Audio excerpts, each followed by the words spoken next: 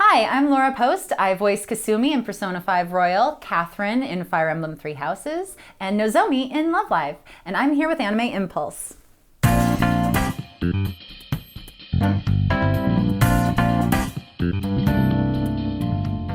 Well, I got interested in voice acting because when I was a kid, I realized that Rob Paulsen was both Raphael from the Ninja Turtles and Mighty Max. And I was like, man, one person can do like multiple things. I want to be a Ninja Turtle and a superhero. So I was instantly interested. I went to an anime convention when I was a teenager and there were all of these panels on voiceover. And I was like, oh, that's what I wanted to do when I was a kid. I'm gonna go to every single one of these and take notes because that's the kind of person I am. Right after that convention, I went home and went to the internet and was immediately like, okay, I'm gonna buy myself like a cheap mic and I'm just gonna try this out and like see if I'm even remotely good at it or if I like it or anything, because I had kind of fallen out of love with stage by that point. So I was like, maybe I won't even like it.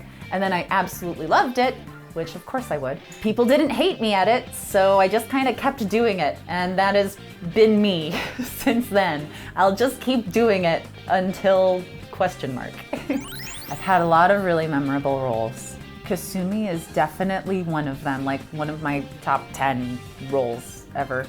I didn't think I had a chance of getting her at all remotely.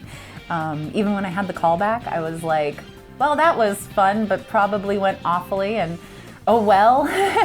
When I actually booked Kasumi, I literally cried when I got the email because I was just out of my mind with excitement. Not to give any spoilers about her character arc, but it just really like hit home with me.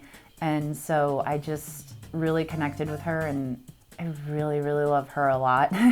Another top one was getting to play Cersei and Big Barda in Justice League Action because I was recording in a group and sitting next to Kevin Conroy, who's my Batman, and like I'm a huge Batman the Animated Series fan. So like I'm sitting next to Kevin Conroy, and especially when I was playing Big Barda, I'm like, I am going on an adventure with Batman. This is so cool. So I'm always going to like hold that one close to my heart as well. I also really loved getting to work on Voltron. I got to be directed by Andrea Romano, which again, my Batman the Animated Series nerd was like, it's Andrea Romano. She's the best and the coolest and responsible for everything you love. So I also am gonna always hold that one very close to my heart as well. So recently, many people have mentioned that it's like Laura's playing dancers now. Cool dancers is Laura's new like typecast, which I'm super okay with. That can keep going. As far as me being able to dance, I am really, really good at DDR and I am really good at Dance Central. I'm not like the best, I'm not like competitive at DDR, but I'm pretty darn good, especially like in my heyday. I was not bad at all. I'm good at rhythm games, but like just like dance, I'm real awkward. I romanced Hifumi, although I kind of wish I had romanced Haru after the fact. I still love Hifumi a lot, and I was like, it was getting like down to the wire, and I'm like, oh my god, I have to pick one of these two. And I picked Hifumi, but then after I picked Hifumi, I had to reject Haru, like at her big moment. And I was like, oh, I'm so sorry I did this to you. If it were up to me, I would just date you both, but I know that neither of you would like that. So I'm sorry. I'm so sorry, Haru. So if I played again, I would probably romance Haru, which means that Xanthi's like two of my best girls, because Haru and Hanayo. But chances are when I play again, I'm gonna play Royal and I'm definitely gonna romance myself. So, sorry Haru. Of the guys in Persona 5, I think I'm gonna go with Ryuji. For real? Because even though sometimes he's really, really, really dumb, I just kind of like go for that hothead trope. My best boys in most anime are usually like the ones that are like really passionate and fiery and whatnot. So that's definitely Ryuji. And he's cute and like, you know, sometimes I wish he maybe wouldn't shout so loudly about being a phantom thief, but that's fine, I could learn to live with that. I'm not sure what brings out the demon in me. I know I play a lot of villains, so you'd think that like I have this like really harsh edge, but I'm super super conflict avoidant. So like, I'm the kind of person that like has that mean interaction at the grocery store. Like, true story, I was standing like trying to get past someone, they were blocking the whole aisle, like what happens normally at the grocery store, and I was like, excuse me, and the person didn't hear me, and I was like, oh no, now what do I do? Do I say excuse me again? What if they did hear me but they're just ignoring me? And so like while I'm standing there, the person then suddenly sees me and goes, you could have said something, and like storms off, and I was like, but I did say something. And that like stuck with, I mean, obviously I still remember the story to this day, like years later, and it sticks with me, and I'm just like, you're mean, and I don't like that you were mean. And that's like the closest I get to demon coming out. Like, getting angry is me just really raging about a social interaction after the fact and how bad I am at them. This is always so hard, it always changes. G Gundam is always top. G Gundam. Escaflowne is another definite in that top, and Initial D. Probably those are my top 3. For newer stuff, I also really like Promised Neverland, Konosuba, love Konosuba. Those are a handful. An assortment. I am a fan of many pop culture things, but in all of the different things, I am probably the biggest fan of Disney. I know a whole lot about Disney. Like Star Wars, I know stuff and I like it, but like I don't know the extended universe. Or like comics, there are comics I like, but there are a ton that I don't know everything about. But Disney, I am an encyclopedia of knowledge. There's lots of comparisons to be made between Isabella and Wragge, who I voice both of them, so that's one of the comparisons. They're also both best mom. So Wragge is the more terrible, awful human being, but Isabella is the more successful villain as far as achieving your goals goes. As far as which one I had a better time voicing, I'm sorry, Wragge fans, but oh, I had so much fun voicing Isabella. There's just all this subtle foreshadowing and stuff with her character, and like her motivations were a lot more easier to sort of get a hold of. Like, Wragge wants to destroy everything, and that's a pretty straightforward motivation right there. But like, Isabella's got all these different layers going on, because like she's doing this awful thing, but she makes an excuse, you know, for herself of like, well, yeah, it's awful, but it's gonna happen anyway, so I'm gonna make it as nice as possible. You know, she's great. I love her so much. And then it was also really fun getting to play her like when she was younger too, and like her whole backstory. And I had more fun playing Isabella than Wragge, but man, Wragge is crazy and had lots of interesting and fun times in the booth as well. Not to knock Wragge, but if I had to pick one, I think I'd pick Isabella. Memorable moments directing. There's like a ton from Little Witch, because that project was like, I'm working with all my friends, and it didn't even plan it that way. It just happened that way because we were already all in this project together, and now I'm directing, so haha. Poor Erica having to make all of those Akko sounds. My favorite one is from the Diana backstory episode, where it's like the second part of the 2-part episode, and they're like flying to get to the thing in time, and Akko just makes this like dolphin sound. And I don't remember what Erica did, but I do remember previewing it and Erica being like, well, I can't do that. So it turned out great. I mean, props to Erica for rising to the occasion, because that show's crazy and wonderful, and I love it. It was like, ah! It was like the weirdest sound. I can't even.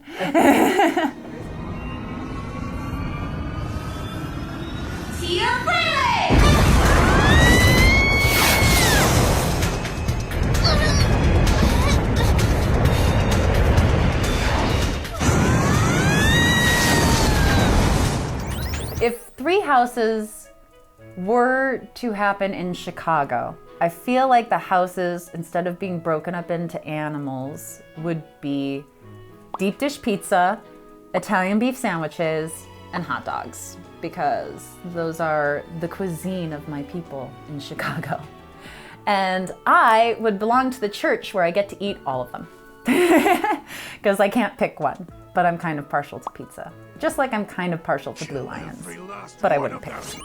In high school, I spent a good 90% of my free time playing video games, because of course I did. It's me. My favorite game of all time is Final Fantasy VIII, without fail. That's an easy one.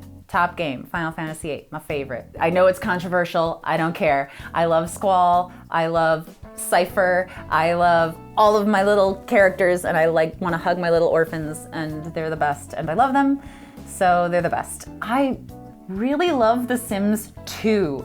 All the other Sims games, like the first Sims was great because it was the first one and it was like, wow, I'm just playing with dolls on my computer. But Sims 2 is the best one.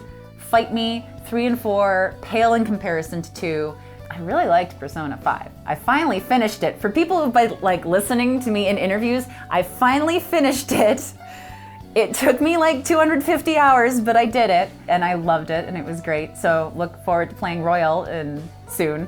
And doing it all over again. As far as like party games go, I love Overcooked.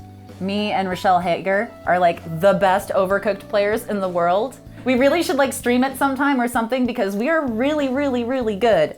We just like communicate on that like non-verbal level. So like we just know what the other person is doing. We're like, boom, same brain, and it's great. So I also really like Overcooked. But it's hard for me to play it without my Rochelle. I love the Love Live mobile game a lot. My favorite part about the game, aside from obviously like pulling your best girl in an ultra rare, which is the best feeling ever, is when you get a full combo. Anytime it goes full combo, I'm like, Similarly, anytime you're like trying to get that full combo on a song and you get through the really tricky part, you're like, oh my gosh, I got through the tricky part. I'm gonna make it. And then you miss something like really, really, really easy. Is the worst feeling ever. But it's worth it when you pull your best girl in a UR, so. Okay, my best girl is actually not Nozomi. I have 3 best girls, and one of them is Nozomi, because I love Nozomi and she's great, and I love her. And my other best girl is Ellie, because I like to ship Nozomi and Ellie, so like Ellie is Nozomi's best girl. But my best girl is Hanayo, because I really, really empathize with her desire to eat all the foods, but not being able to eat all the foods. And also, like, she has cute glasses, and she's adorable, and I love her, and she really loves idols, and I really love idols, and I just love Hania. I love Snow Halation. I mean, just like where it is in the story and everything. Also, it's just a great song. So I love Snow Halation. No Brand Girls, because I like going, hi, hi, hi. But I also really like Cutie Panther. It's a good song. It's just good. It's a good jam. G Gundam is the best Gundam because it has anything you could possibly want. Did you want a love triangle? It has a love triangle. Did you want comedy? It has comedy. Did you want action? It has action. It has giant robots. The fun game of predicting what country a robot comes from based on its stereotype is amazing. Like, Holland? What do you think its Gundam is? Did you think a giant windmill? 'Cause you're right. America is a giant football player that turns into a boxer and rides like a skateboard/surfboard because it's America. Yes, it's amazing. I love it. You have to watch it. The dub is the superior way to watch it because it's just perfect. It has everything. It's amazing. Also, erupting burning finger. There's that. I'm positive. This guy has acquired abilities of the Dark Gundam with the help of Kyoji!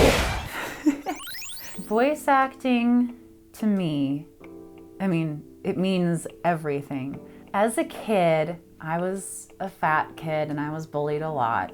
And the idea that I could go and be literally anything other than who I was really appealing, and that still kind of is what I love about voiceover. I mean, I'm not bullied anymore, thank God.